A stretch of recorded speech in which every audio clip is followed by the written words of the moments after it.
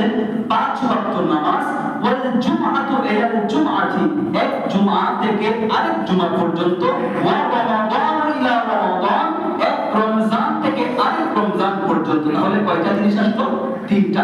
একটা হলো 5 ওয়াক্ত নামাজ, আরেকটা হলো এক জুমা থেকে আরেক জুমা, আরেকটা হলো এক রমজান থেকে আরেক রমজান। তাহলে এর মাঝখানে গ্যাপ আছে না? মাঝখানে অনেক গ্যাপ আছে না?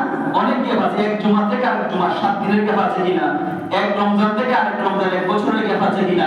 এক নামাজ থেকে আরেক নামাজ, যোহর থেকে আসর বা ফজর থেকে যোহর গ্যাপ আছে কিনা?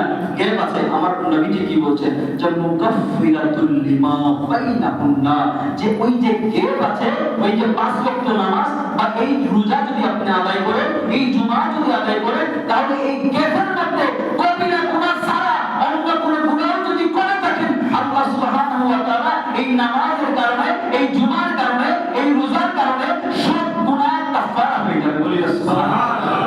অর্থাৎ সব গুনাহ কবিরা ছাড়া সব গুনাহ আল্লাহ মাফ করে দিবেন।